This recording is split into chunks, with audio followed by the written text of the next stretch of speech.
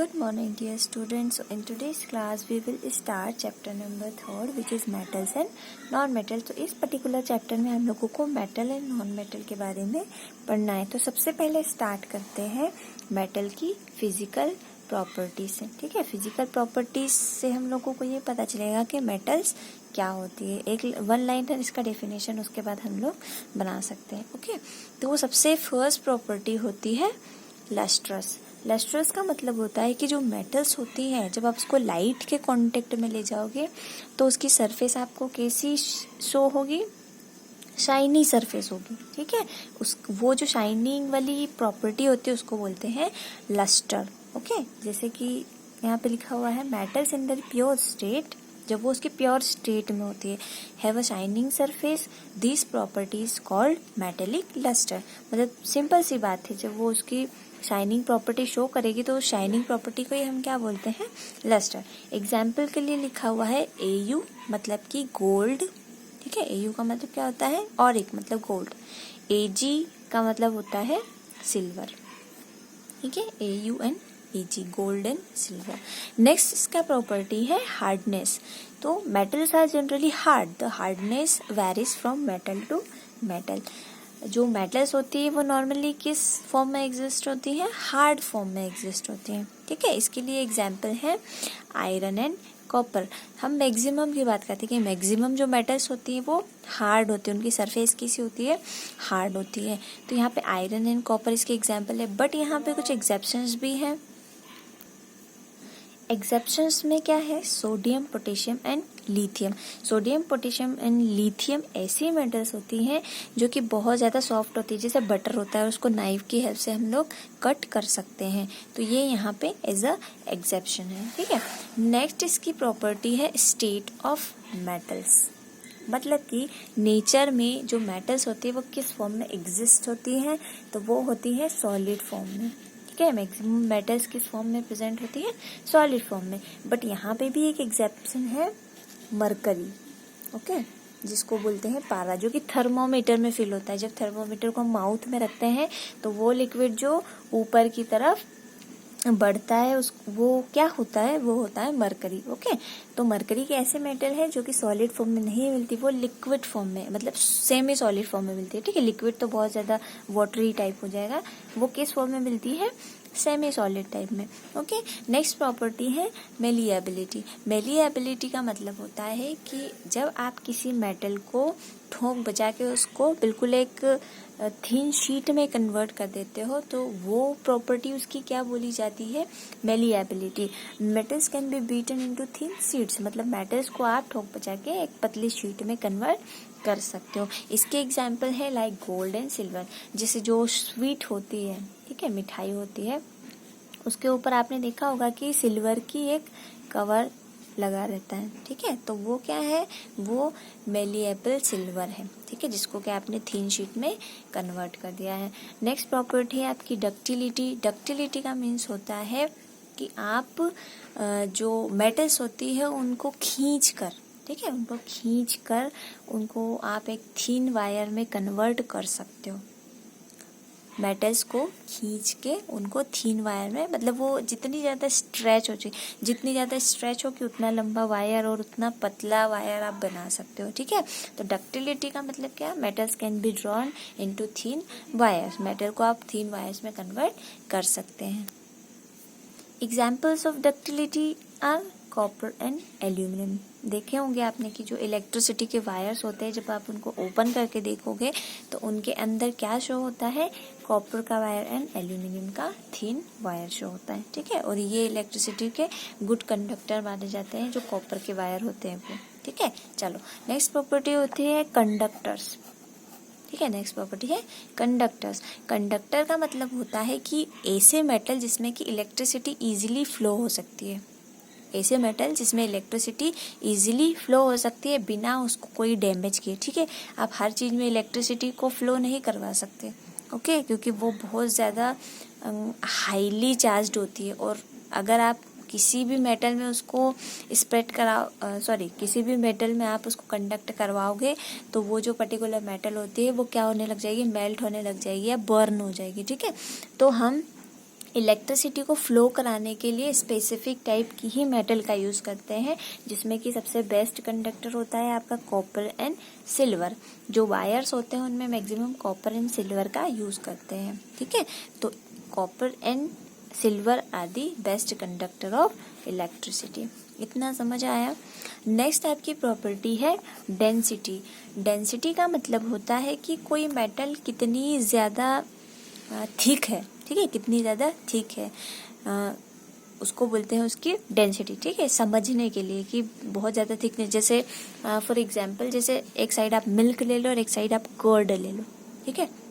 तो अगर उन दोनों में कंपेयर किया जाए और अगर पूछा जाए कि किसकी डेंसिटी ज्यादा है, तो आपका आंसर क्या होना चाहिए, कर्ड, ठीक है, क्योंकि वो क्या होता है, ज्यादा थिक होता है।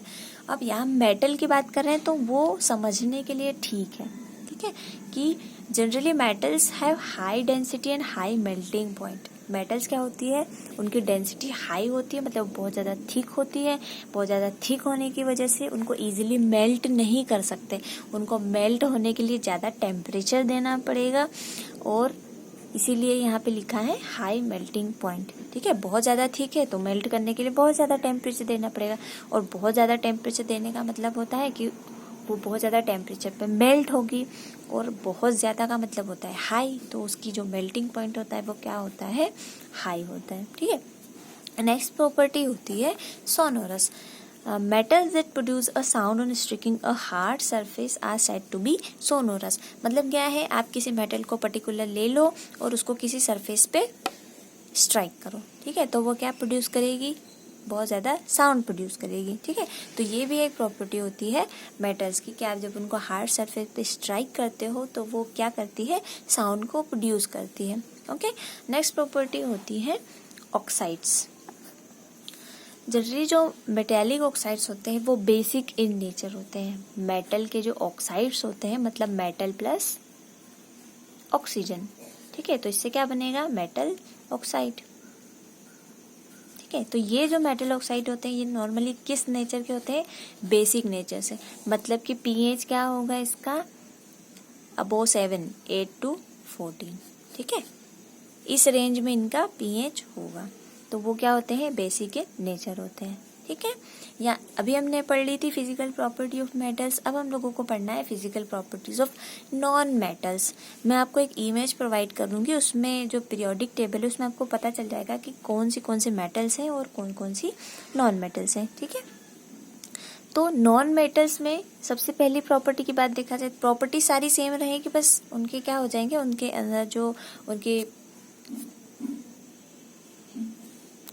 जो एक्सप्लेनेशन है वो चेंज हो जाएंगे, ठीक है। तो सबसे फर्स्ट प्रॉपर्टी जैसे उसमें भी हमने देखी थी क्या थी, लस्टर, तो इसमें भी सबसे फर्स्ट प्रॉपर्टी क्या है आपकी, लस्टर। मतलब कि जो नॉन मेटल्स होते हैं उनकी सरफेस शाइनी नहीं होती है, ठीक है, सिर्फ आयोडीन को छोड़कर, ठीक है, जो आयोडीन होता है उसकी सरफेस शाइनी होती है, जो कि नॉन मेटल है। बाकी सारी जो नॉन मेटल्स होती है उनकी सरफेस शाइनी नहीं होती है, ओके। नेक्स्ट प्रॉपर्टी है हार्डनेस। मैक्सिमम जो नॉन मेटल्स होती है वो सॉफ्ट नेचर की होती है, ठीक है, कैसी होती है, सॉफ्ट, और हमने मेटल्स में क्या दिखा था, वो हार्ड थी, ठीक है। अब यहाँ भी एक एग्जेप्शन है, जो डायमंड है वो नॉन मेटल में काउंट किया जाता है, ठीक है, बट वो बहुत ज्यादा क्या होता है, हार्ड होता है, ठीक है। तो ये पहली ऐसी नॉन मेटल है जो कि कैसी है, हार्ड है, और ये कार्बन का एक फॉर्म होती है।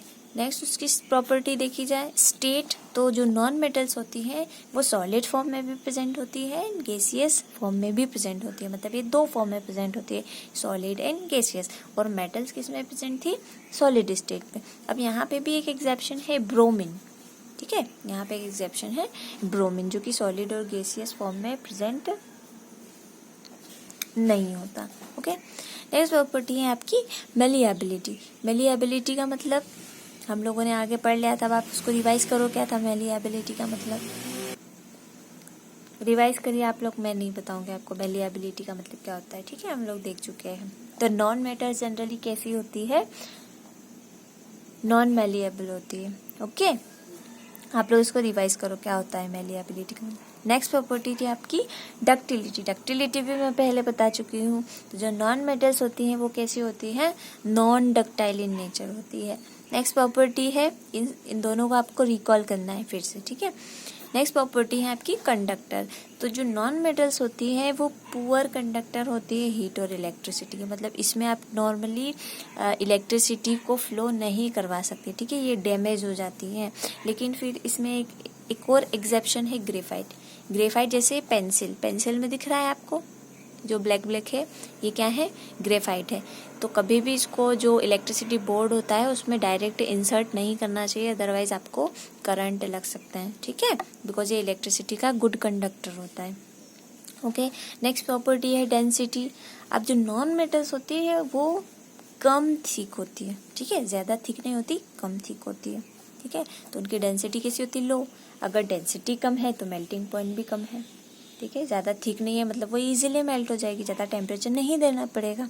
तो लो डेंसिटी है तो मेल्टिंग पॉइंट भी कैसा होगा, लो होगा। ओके, नेक्स्ट प्रॉपर्टी है आपकी सोनोरस। सोनोरस का मतलब जो कि स्ट्राइक करने पे साउंड प्रोड्यूस करती है, ठीक है। तो जो नॉन मेटल होती है वो स्ट्राइक करने पे साउंड प्रोड्यूस नहीं करती है।